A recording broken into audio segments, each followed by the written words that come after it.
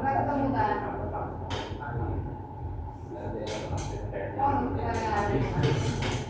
Oh, Baik, terima kasih waktu yang tadi diberikan kepada saya.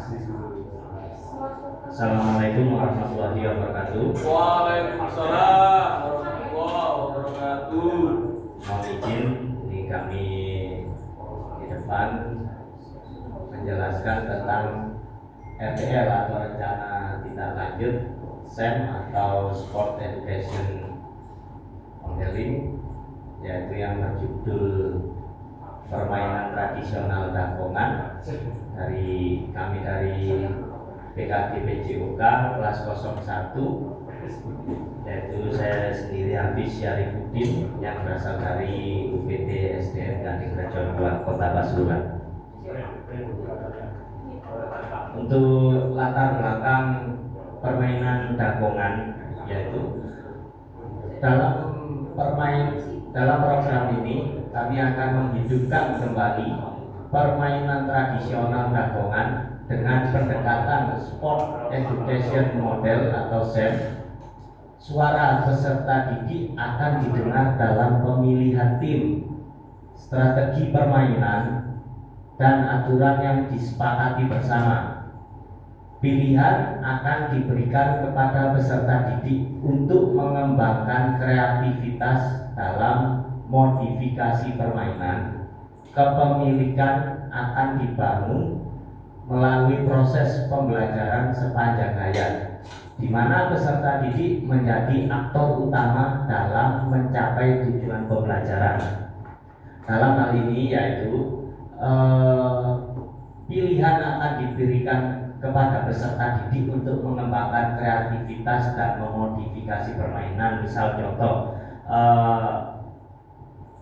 misalkan permainan kalau kita baku regu A 5, regu B juga harus 5, tapi kita juga harus melihat kondisi dan jumlah peserta didik kita. Jadi kita beri kebebasan untuk mereka bisa mengembangkan kreativitasnya. Misalkan satu contoh, ayo kalian bagi berapa tim. Misalkan mereka yang mempunyai permintaan 3 lawan 3 Pak, oke silahkan ya. Tapi sebelum saya lanjutkan untuk pemaparan materi ini, mungkin ada yang tahu apa itu permainan tradisional dagongan? Ada yang tahu? Belum tahu Pak. mau tanya itu tadi kan? Oke, monggo. Mohon maaf, sebetulnya yang mau saya pertanyakan tadi adalah disampaikan oleh Kak Hafiz sendiri, yaitu permainan dagongan itu seperti apa? Terima kasih. Terima kasih Kak Ani. Nah, ini permainan tradisional yang cukup populer di tahun 90-an, yang terutama di kampung halaman saya, yaitu di Hasanuddin, lebih tepatnya di Kelurahan Karanganyar, Kota Pasuruan. Untuk permainan tradisional dagongan, mungkin ini ada contoh gambarnya seperti ini, dokumentasi. Nah, jadi untuk permainan tradisional dagongan ini hampir sama dengan permainan tradisional tarik tambang. Nah, yang membedakan, kalau permainan tarik tambang, tradisional tarik tambang itu saling menarik, ya, berebut agar batas tengah tambang ini bisa masuk ke wilayah kita, berebut dengan tim lawan. Tapi berbeda dengan permainan tradisional dagongan. Ini menggunakan peralatannya menggunakan bambu yang ya cukup lumayan besar, ya, pakai bambu betung, biasanya yang diameternya antara 10 sampai 15 cm, dan cara bermainnya yaitu dengan saling mendorong antara tim A dan tim B, ini saling mendorong, ya. Dan apabila garis tengah untuk batas wilayah dan juga garis tengah dari bambu ini sudah melewati dari area lawan, nah ini yang dianggap pemenang. Oke. Mungkin sampai sini bisa dipahami? Bisa. Oke, terima kasih. Saya lanjut untuk pemaparan materi.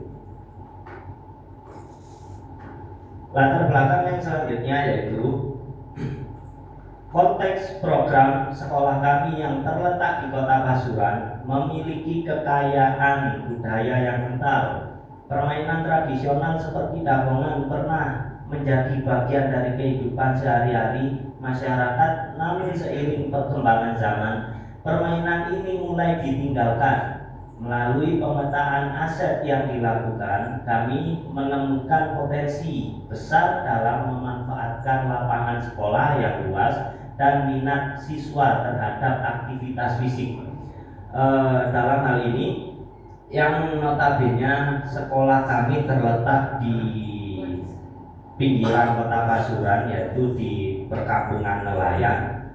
Untuk potensinya ini bisa kami jelaskan, yaitu untuk masalah kekuatan otot siswa ini memang kalau anak pesisir itu di Kota Pasuruan itu kekuatannya di atas rata-rata.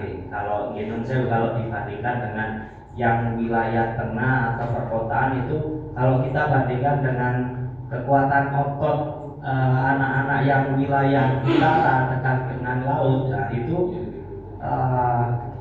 kekuatan ototnya kalau alami itu masih kuat mereka. Makanya dalam hal ini kami berkeinginan untuk yang pertama menghidupkan atau mengembalikan masa kejayaan lagi permainan dagongan, ya, karena kita melihat beberapa waktu lalu, lebih tepatnya tahun kemarin ya, itu sekolah kami alhamdulillah menjadi juara 2 di permainan dolanan yuk yang dilaksanakan di Bait Al-Hikmah, dan finalisnya 3 besar finalis juara 1, 2, 3 itu ya alhamdulillah itu semua berasal dari Kota Pasuruan, sekolah bagian utara.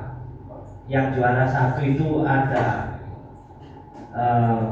Min Mandaran, juara 2 itu ada SD Gading Rejo 2, yang juara 3 ada MI Asmia waktu itu. Makanya kan ini permainannya 11-12 gerakannya hampir sama dengan tarik tambang, makanya kita kembangkan lagi ke permainan dagongan, dan kita juga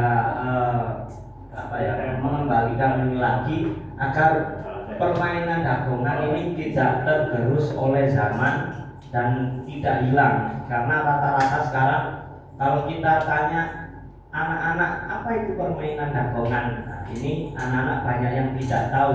Bahkan bukan hanya anak-anak, yang seusia kami pun itu jarang yang tahu. Ya, permainan dagongan itu seperti apa, cara permainannya seperti apa, peralatannya menggunakan apa, ini jarang masyarakat yang tahu. Makanya kita ingin mengembalikan masa kejayaan permainan dagongan seperti era tahun 90-an. Berikutnya, tujuan program. 1. Meningkatkan minat dan partisipasi siswa dalam aktivitas fisik. 2. Menumbuhkan rasa cinta terhadap permainan tradisional dan budaya bangsa. 3. Mengembangkan keterampilan sosial, kerjasama dan sportivitas. 4. Menerapkan nilai-nilai Pancasila dalam kehidupan sehari-hari, khususnya mandiri dan gotong royong. Nah, untuk yang poin pertama, meningkatkan minat dan partisipasi siswa dalam aktivitas fisik, yaitu seperti yang disampaikan di awal tadi, karena gerakannya hampir sama dengan tarik tambang, akhirnya kita mengajarkannya pun tidak terlalu sulit.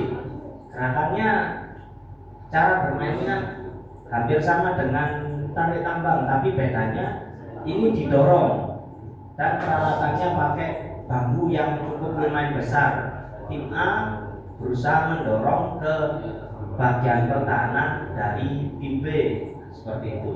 Menumbuhkan rasa cinta terhadap permainan tradisional. Nah, ini agar ini sudah bukan rahasia lagi, nggih, khususnya untuk anak-anak kita yang usia pelajar, baik itu dari SD, SMP maupun SMA, SMK ini, kalau sudah pegang HP atau gadget, nah itu biasanya lupa waktu.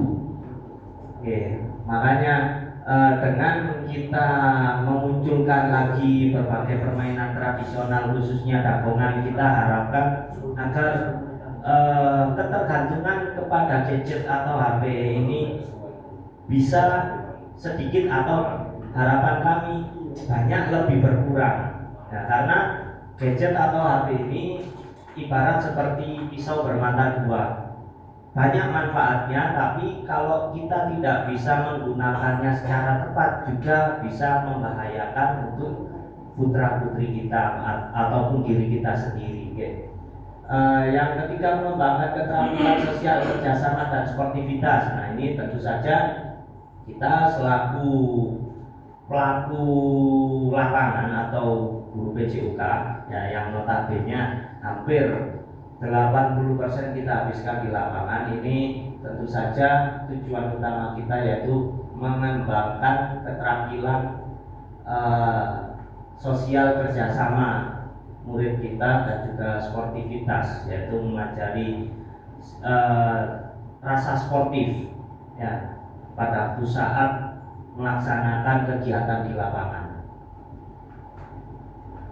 Yang keempat, menerapkan nilai-nilai Pancasila dalam kehidupan sehari-hari, khususnya mandiri dan gotong royong. Nah, ini karena permainan dagongan ini membutuhkan kerjasama tim, makanya anak didik kita diajari agar membuang terlebih dahulu rasa egois untuk saling menonjolkan masing-masing individu. Ini mendidik anak didik kita agar bisa bergotong royong antar sesama peserta atau antar sesama guru. Capaian dan langkah-langkah, ini tujuannya berarti meningkatkan minat dan partisipasi siswa dalam aktivitas fisik, menumbuhkan rasa cinta terhadap permainan tradisional dan budaya. Capaian 80% siswa aktif berpartisipasi dalam setiap sesi permainan.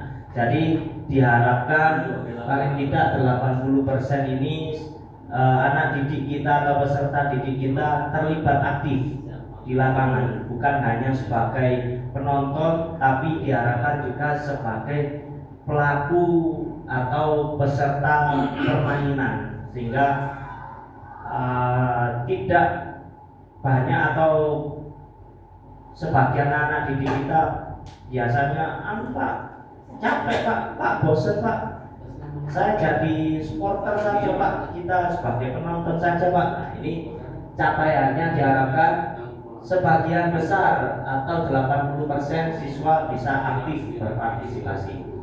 Selanjutnya, siswa mampu menjelaskan sejarah dan aturan permainan dagongan. Nah, ini untuk sejarah permainan dagongan ini sebetulnya berasal dari suku Minang, kalau tidak salah. Ini selain kita menjelaskan peraturan permainan di lapangan, kita juga menjelaskan tentang sejarah asal usul permainan tradisional dagongan. Yang selanjutnya, saya ralat, untuk permainan dagongan ini, permainan tradisional dagongan ini berasal dari suku Minahasa, ya, jadi di daerah Sumatera sana nih, kalau nggak salah. Ini kita bisa menjelaskan pada anak didik kita bahwa permainan dagongan ini berasal dari suku Minahasa. Selanjutnya, siswa mampu bekerja sama dalam tim dan menghargai perbedaan. Nah, ini yang diharapkan kembali lagi, yaitu pembelajaran berdiferensiasi atau pembelajaran yang berpihak kepada peserta didik dan juga memahami perbedaan antar sesama peserta didik. Dalam hal ini mungkin kemampuan masing-masing individu atau peserta didik ini tidak sama. Ada yang kemampuannya di atas rata-rata, ada yang setengah-setengah, dan juga ada yang kurang. Dalam hal ini tugas kita sebagai guru atau tenaga pendidik harus bisa menjelaskan pada anak didik kita bahwasanya keberagaman itu bukan sesuatu yang harus diperdebatkan dan juga dipersoalkan. Bahkan perbedaan itu bisa mengajarkan kita untuk rasa saling toleransi dan juga menghargai keberagaman itu agar lebih besar lagi. Selanjutnya langkah-langkah pembentukan tim, latihan dasar dan pertandingan persahabatan, diskusi kelompok, presentasi dan pembuatan poster, pembentukan tim dan refleksi setelah permainan. Nah, ini kita bisa berkolaborasi dengan peserta didik kita. Jadi apa-apa saja yang dibutuhkan dalam pertandingan, kelengkapannya tidak serta-merta hanya guru yang menyiapkan. Taunya peserta didik beres, taunya peserta didik bisa bermain. Nah, ini kita ajarkan untuk kita berkolaborasi dengan anak didik kita agar bisa menyiapkan peralatan, membuat poster untuk promosi kegiatan, dan juga pembentukan tim. Dalam hal ini peserta didik bisa dilibatkan untuk menjadi panitia pertandingan, seperti itu. Selanjutnya, struktur program dan mitra. Struktur program pembelajaran dilakukan secara tematik, terintegrasi dengan muatan pembelajaran lainnya. Untuk mitra, kita bisa berkolaborasi yang wajib, yaitu guru olahraga atau guru PJOK, karena kita selaku pelaku di lapangan, wali kelas atau guru kelas, orang tua atau wali murid, dan komunitas di sekolah. Nah, ini bisa kita libatkan untuk kegiatan tersebut. Kapasitas kelas atau sekolah. Kelas kami memiliki 200 siswa. Yang pertama dengan maaf kami ralat ya ini. Yang dimaksud sekolah kami memiliki 200 lebih siswa dengan keberagaman minat dan kemampuan. 3. Guru PJOK memiliki kompetensi dalam mengajarkan permainan tradisional. 5. Sekolah telah menyediakan lapangan yang luas dan berbagai peralatan yang dimanfaatkan. Nah, itu seperti untuk keberagaman seperti yang dijelaskan di awal tadi, berdiferensiasi atau bisa saling menghargai keberagaman satu sama lain. Dan yang utama yaitu peralatan dan juga lapangan yang digunakan untuk permainan dagongan ini, karena harus dilaksanakan di lapangan. Kalau misalkan cuacanya mendukung, tapi kalaupun kurang mendukung pada waktu saat pelaksanaan perlombaan atau materi yang diajarkan ini tiba-tiba lapangan hujan, kita bisa kondisikan di aula ataupun ruangan kelas yang telah dimodifikasi atau bangku-bangkunya itu dipinggirkan dulu, agar ya untuk bambunya ini tadi tidak terhalang peralatan yang ada di kelas. Rencana evaluasi. Ya Pak Nama. Oh ya, terima kasih. Rencana evaluasi. Tujuan meningkatkan minat dan partisipasi siswa dalam aktivitas fisik, menumbuhkan rasa cinta terhadap permainan tradisional dan budaya bangsa. Capaian, maaf ini bulan tadi ya. Selanjutnya, kemungkinan tantangan. Minat siswa yang berbeda-beda, menawarkan variasi permainan dan memberikan pilihan kepada siswa. Keterbatasan waktu, mengoptimalkan waktu pembelajaran dengan kegiatan yang menarik. Kondisi cuaca yang tidak mendukung.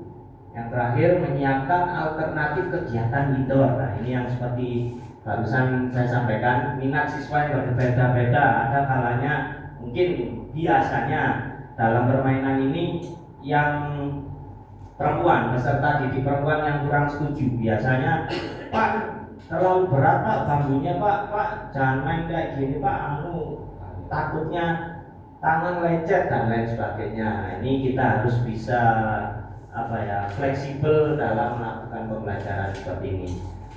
Paling tidak peserta didik yang tidak setuju akan permainan yang akan dilaksanakan ini paling tidak minimal mengerti, menawarkan variasi permainan dan memberikan pilihan kepada siswa. Nah, seperti tadi, siswa bisa menentukan sendiri dengan siapa dia akan berkelompok dan jumlah kelompoknya itu berapa. Nah, ini bisa menentukan sendiri. Keterbatasan waktu. Nah, untuk keterbatasan waktu ya memang kita biasanya mulai jam 7 sampai setengah 10 untuk pembelajaran di lapangan. Makanya seumpama waktunya tidak cukup, ini mungkin bisa dilanjutkan minggu depannya lagi. Waktu pembelajaran dengan kegiatan yang menarik. Ini bagaimana cara kita atau strategi kita agar peserta didik tidak boring atau tidak bosan pada waktu saat di lapangan atau pembelajaran yang berlangsung ya. Mungkin bisa kita memberikan ice breaking dan lain sebagainya. Itu strategi kita selaku guru olahraga di lapangan. Kondisi cuaca yang tidak mendukung. Nah, ini karena kita sekarang sudah memasuki musim penghujan, ada kalanya pada waktu saat pembelajaran di luar ruangan tiba-tiba hujan, ya kita harus bisa mengkondisikan di ruangan atau kelas yang sudah tersedia. Selanjutnya, ini dokumentasi seperti tadi, permainan tradisional Dagongan. Untuk bentuk kegiatannya seperti ini. Jadi tim A dan tim B ini saling mendorong dengan menggunakan bambu yang ukurannya cukup besar. Bambu petung, biasanya kita pakai bambu petung. Kebetulan ya di daerah dekat sekolah kami sendiri banyak penjual bambu untuk kerajinan gedek. Ya, kalau orang Jawa bilang itu gedek. Ini refleksi teman sejawat. Nah, ini masukan dari rekan kami. Permainan olahraga yang seru dan mengasihkan dikarenakan peserta didik sudah jarang memainkan permainan tradisional sehingga mereka lebih antusias. Nah, ini karena mereka mungkin nggak tahu atau masih penasaran, akhirnya lebih antusias. Yang kedua, refleksi teman sejawatnya yaitu olahraga yang membutuhkan kekompakan dan lebih mengutamakan kerjasama supaya bisa mengalahkan lawannya. Untuk resikonya juga harus diperhatikan karena bambu yang lumayan berat bisa mencederai apabila kurang fokus memeganginya. Nah, ini sebelum kita melakukan pembelajaran atau praktek dengan murid ini, kita seharusnya memberi contoh bagaimana gerakan yang benar, cara memainkannya yang benar dan juga aman, sehingga untuk resiko cedera terhadap peserta didik bisa jauh lebih diminimalisir. Nah, itu pemaparan dari kami selaku tentang permainan tradisional Dagongan. Mungkin ada yang ditanyakan? Cukup? Oke. Saya akhiri, kurang lebihnya mohon maaf. Wassalamualaikum warahmatullahi wabarakatuh. Waalaikumsalam.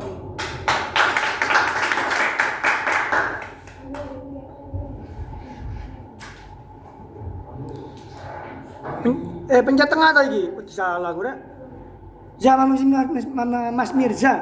Pencet tengah ta Mas Mirza. Astagfirullah, tadi apa, Mak? Bukan motong. Ayo, Mama, Tengah tadi.